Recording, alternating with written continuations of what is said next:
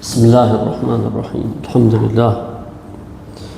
Salatu wassalamu ala rasulillah. Me emrin e Allahut, të gjithë mëshiruesit, falënderojmë të madhin Zot Allahun xhallal xhelalu. Mirësitë dhe bekimet e tij qofshin me dashurin e tij të dërguarin e tij Muhammedin sallallahu alaihi wasallam, si dhe me të gjithë ata besimtarë dhe ato besimtarë që ndjekin dhe pasojnë rrugën e tij deri në ditën e Kiametit. Kitabun Nikah, libri mbi martesën. Normalisht martesa është pjesë e rëndësishme e jetës, por edhe pjesë e rëndësishme e fesë dhe besimit. I madhi Zot Allahu xhallal xhelalu ka treguar që çështja e njeriu e parë nuk e krijoi me lënë vetëm Ademin alayhis salam, po krijoi bashkë me të bashkëshorten e tij. Nga aty filloi jeta. Dhe kjo traditë është shkruar nga Zoti, e urdhëruar nga Zoti, e ndjekur nga pejgamberët e Zotit, dhe do të vazhdojë deri në ditën e Kiametit për ata që jetojnë vetes besimtarë në Zot. Për këtë arsye dhe Islami kësaj pjese i ka kushtuar rëndësi të veçantë pjesës së martesës, rregullat e martesës, fejesës, shikimit, njohjes, si bëhet pastaj kurorëzimi, si bëhet dasma, kush ftohet, kush nuk ftohet. Çdo gjë është e përcaktuar dhe e thënë. Alhamdulillah. Për këtë arsye do i kushtohet në librin e haditheve apo në librat e fikut, i kushtohet një pjesë e veçantë kapitullit mbi martesën. Në hadithe, duke pas parasysh çfarë hadithe janë përmend, apo në fik, në librat e ligjit dhe jurisprudencës islame, do më thëmë se si janë rregullat, se çfarë kushtesh do të thonë e kështu me radhë. Hadithi i parë që është përmend këtu, e para, cili është gjykimi mbi martesën në Islam, a është vajib, pra është diçka e obliguar, apo është sunet, diçka e pëlqyeshme për cilën ka sevap dhe shpërblim. Kanë thënë dietarët, martesa në Islam përfshihet nga 5 ligjet. Është vajib, është sunet, është e lejuar, është e urryer dhe është haram. Është vajib atëherë kur njeriu plotson kushtet dhe mundësitë, si shëndetësore, si trupore, si fiziologjike, si ekonomike. Dhe në këtë rast kanë thënë ka për vajib, ka për detyrë. Kur njeriu plotson të gjitha kushtet dhe i ka mundësitë, po nuk është se rrezikon veten e tij për rënien në zina, kanë thënë në këtë rast e ka sunet. E nëse njeriu i ka kushtet dhe mundësitë, po nuk është se është i sprovuar, kanë thënë këtu e ka të lejuar. Nëse njeriu ka frikë se nuk bën detyrën e duhur të burrit dhe të mashkullit, dhe nuk jep hakun gruzëvet, në këtë rast e ka të urryer. Dhe nëse njeriu është i sigurt se nuk do t'i japë hakun martesës, e di që po të martohet do të bëjë padrejtësi dhe zullum, atëherë në këtë rast thonë, përdesa është i sigurt, ka haram më martu. Kështu përmendet në përgjithësi në librat e fikut, po për të mos u lodh shumë, martesa është vajib kur janë mundësitë edhe kushtet. Hadithi i parë që përmendet në këtë kapitull është hadithi i Abdullah ibn Mas'udit, cilin e tregon Al-Qameja nga Abdullah ibn Mas'udi radhiyallahu ta'ala anhu, për cilin tregon se i dërguari Allahu sallallahu alaihi wasallam ka thënë: "Ya ma'shara ash-shababi man istata'a minkum al-ba'ata falyatazawwaj wa man lam yastati' fa 'alayhi bis-sawm fa inna lahu wija." O ju të rinj, kush ka mundësitë për të martuar, le të martohet. E kush nuk ka mundësi le ta agjërojë, sepse agjërimi e mbron njeriu. O ju të rinj, pra mosha e duhur dhe e vërtet për martesën është mosha e rinisë. Jo siç e bën ca njerëz, jo po të marrë edhe këtë, apo të bëhet edhe këtë, apo të bëhet atë, e shkon mosha 30 vjeç, ras është martu. e mos me thonë 32 apo 35, në po që mosha për mendimin tim ideal është 20 deri 25 vjeç. Është mosha më e mirë, nëse janë kushtet dhe mundësit gjithmonë, nëse është pjekuria, nëse është sidomos në këtë kohë mos me thonë edhe më herët, që sprovat janë shumë të mëdha. Sprovat janë shumë të mëdha. Kush i ka për jush mundësit, pra fizike, ekonomike, kush diti përgjigjet e tjerë, fel jetë e zëu vëgjë, letë martohet, duhet martohet. E kush nuk ka mundësit, i kush mund të ketë mundësit fiziologjike, trupore, fizike, po s'ka mundësi ekonomike. S'ka kushte. Po të fel alehi bisohun, ta gjëroj. Po pse? Fe inne lehu vijja. Agjërimi e mbron njeriu, jep njeriu një lloj mbrojtje nga keqja. Hadithi i dytë i përmendur është hadithi i 3 djelmoshave të rinj, të cilët erdhën tek pejgamberi sallallahu alaihi wasallam. Edhe ky është hadithi i njohur, hadithi e Enes ibn Malik radhiyallahu anhu.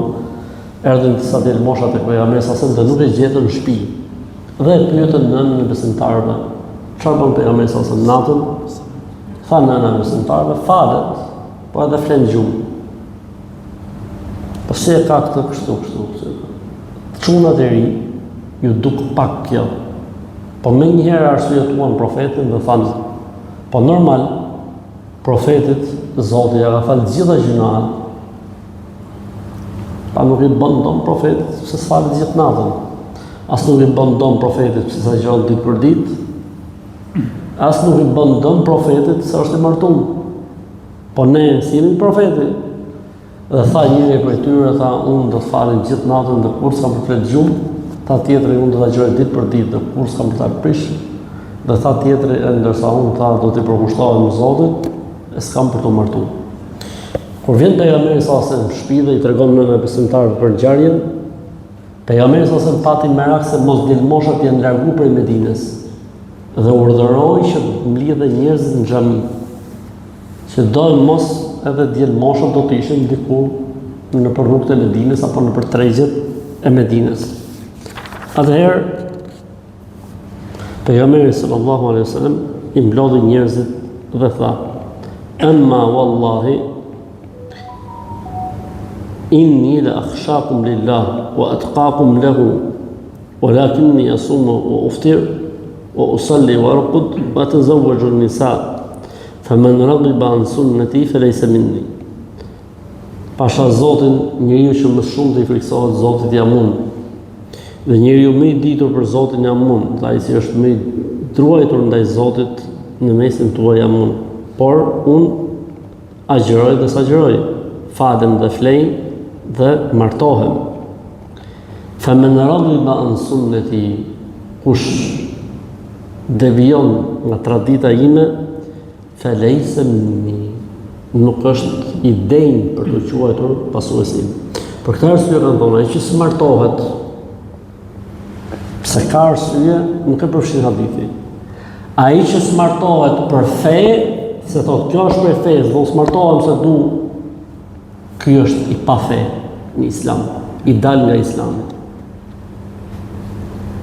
Kush nuk martohet se këtë mendon se e ka normë fetare dhe formë adhurimi për Zotin, siç bëjnë sektet e devijuara dhe të humbura, ky është i pa fe. Pse? Sepse ka mohuar diçka nga Islami.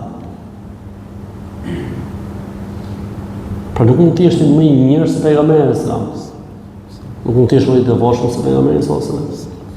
Nuk mund të jesh më i ditur se pejgamberi sallallahu alajhi wasallam. Ti që të unë nuk martohem se kjo është më mirë për që më i përkushtuar ndaj Zotit dhe kjo është fe dhe e bën këtë si ligj, ti je pa fe. Po mirë që s'martohet, ka pas në dietarët në Islam që s'janë martuar. S'ka që? Sepse ata nuk e kanë besuar se kjo është prej fesë. Janë angazhuar me diturinë, s'ka dalë koha më martu. Nëse ka ardhur e xheli. S'ka lidhje në Islam, nuk ka asnjë problem. Dikush thotë Allah nuk e për atë punë Allah. Për X apo Y arsye, për shembull, s'ka asnjë gjë fetarisht. Dikush është angazhuar me xhihad gjithë jetën nga të parët tanë, s'ka pas kohë më martu. Për shembull, s'ka lidhje fare, nuk ka problem. Ama ai që e kthen në normë fetare këtë gjë, atëherë nuk ka lidhje me fenë e Zotit, pasi Islami nuk e njeh çfarë, nuk e njeh Islamin murgjerin. Islami nuk e njeh murgjerin. Hadithi i fundit për këtë kapitull, hadithi i Sa'd ibn Abi Waqqas radiyallahu ta'ala anhu, flitet për historinë e Uthman ibn Mad'unit radiyallahu ta'ala anhu. Çfarë është historia e Uthman ibn Mad'unit? Uthman ibn Mad'un edhe një grup sahabësh kanë menuar që të kalojnë në gastrim që të jenë larg epsheve dhe të merren vetëm adhurimin e Zotit. Kështu e kanë menuar ato. Kur e ka marrë vesh pejgamberi sallallahu alajhi wasallam, i kanë ndaluar. Kur e ka marrë vesh pejgamberi sallallahu alajhi wasallam, i kanë ndaluar. Thot Sa'd ibn Abi Waqqas radiyallahu ta'ala anhu, masi këta e kishin marrë vendimin, duke menuar që të jenë përkushtuar, mos kenë epshe gjasë, të tjerë. Masi e kishin vendosur thotë që ta bëshin këtë muhabetin, e pyetën pejgamberin sallallahu alaihi wasallam. I ndaloi pejgamberin sallallahu alaihi wasallam për ta bërë një veprim të tillë, thotë Sa'd ibn Abi Waqqas, pasha Zotin, po ta kishte leju pejgamberin sallallahu alaihi wasallam, do të ishim gastruar shumë prej nesh. Sepse u ka marrë mendje që përkushtohen më shumë. Po Islami nuk e do njeriu të tillë. Islami e do njeriu fiktiv, real, aktiv, të jetojë këtë botë me provat e saj.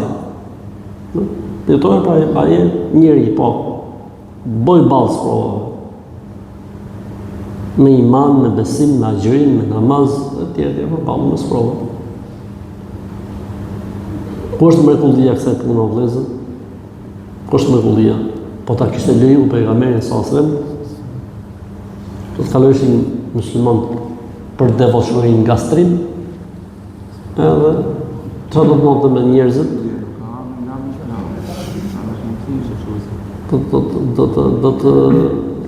Do të kishte shtim të njerëzimit, do të bëhej kjo edukat. Për këtë arsye ndaloi pejgamberi sallallahu alajhi wasallam, për këtë arsye Allahu xhelle xhelalu në Kur'an kur foli për murgjerin, çfarë tha? Wa rahbaniyatan ibtada'uha ma katabnaha alehim. Murgjerin e shpikën, nuk e sollin Zotin. Nuk mos sjellin Zotin një ligj që bie ndesh me krijimin e Zotit. Zoti ka krijuar njeriu për të martuar. Nuk mund të sjellë Zoti një ligj që bie ndesh me krijimin e tij. Ala ya'lamu man khalaqa wa huwa al-latiful khabir. A nuk e njeh njeriu ai që e krijoi? Si mund të sjellë Zoti një ligj që bie ndesh me atë që ai ka krijuar? Ky është kapitulli, ose tema e parë e këtij kapitulli. Assalamu alaikum wa rahmatullahi wa barakatuh.